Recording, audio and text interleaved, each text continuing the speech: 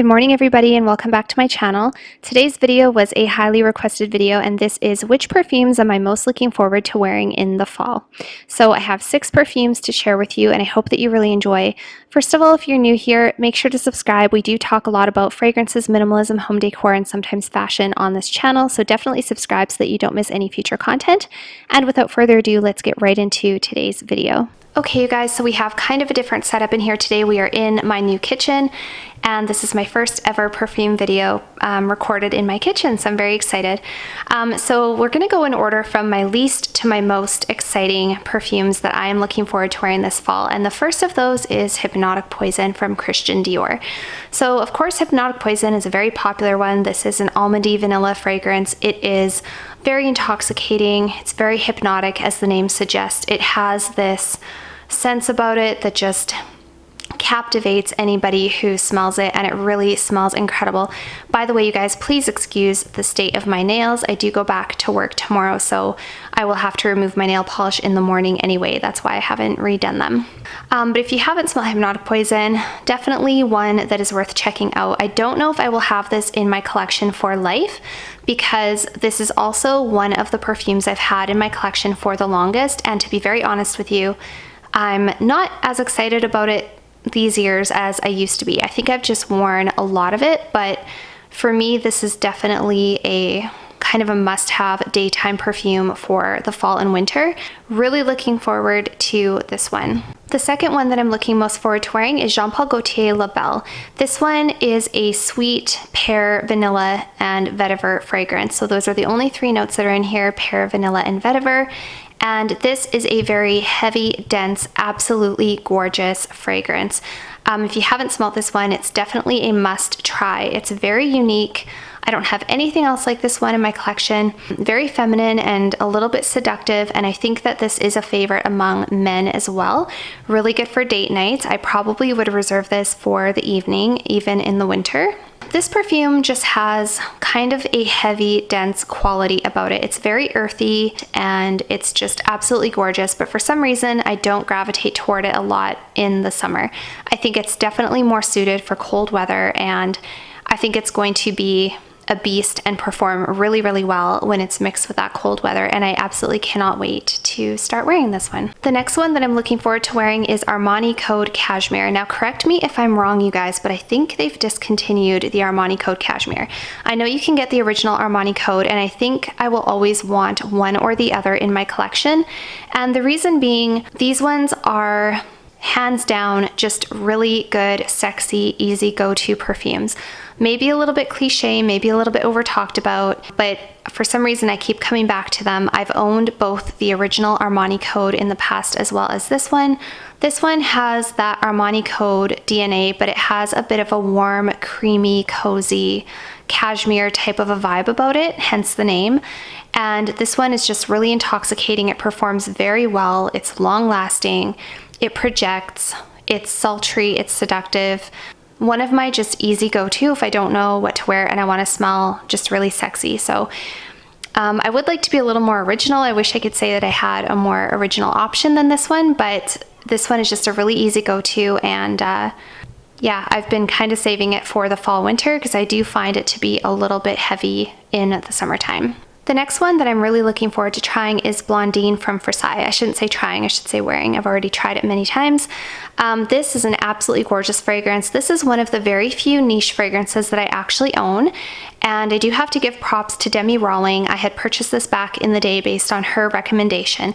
This is a beautiful, cozy, kind of a cabin-esque, campfire-esque, maybe not like dirty campfire, but like sitting in front of a warm, cozy fire. It's that kind of a fragrance. This has notes of butter, it's got woody notes, it's got some florals, it's sweet and it's cozy and it's seductive and it's feminine. Also really like the bottle. I appreciate this bottle so much. The top is actually made of wood. I don't know if you can see that, but it's actually made of real wood, and the label is just so simplistic and so gorgeous, and I'm just gonna give this another smell because it's such a treat. It's such a treat to smell this perfume. Oh my gosh, it's so nice, you guys. If you haven't smelt this fragrance, it's definitely worth getting your hands on and trying. I would say try before you buy, because it is a little bit on the pricey side. It's about $200 for a 50 ml bottle. But oh my gosh, it's so pretty. This is the type of perfume I can see somebody wearing if they are cozying up in a warm flannel blanket in front of a fire, watching a movie with your significant other, and just being really warm and cozy inside the house on a cold winter day. That I can totally see this perfume for that. But at the same time, this would pair very well with a little black dress, some high heels, going to a club of some sort. You could do either or. I forgot to mention there's leather. Did I say there's leather in here? There is a lot of suede and leather notes in here as well. So this could be like your seductive, sultry, sexy woman, or it could be like cozy evening at home, whatever way you wanted to look at it. So yeah, I'm 100% saving this one for winter. I think you could get away with the other three that I mentioned. You could get away with those three other times of year if you really wanted to, but to me this one is 100% cool weather worthy. The fifth one that I'm really looking forward to wearing this fall is Coco Mademoiselle Intense. So this is an absolutely gorgeous fragrance. If you guys know this one, you know this one. This is beautiful, it's sophisticated, it's classy. This is orange, tonka bean, patchouli. It is just incredible. I've said before, this is the type of fragrance I could smell like this every single day for the rest of my life, and I would be a very happy girl.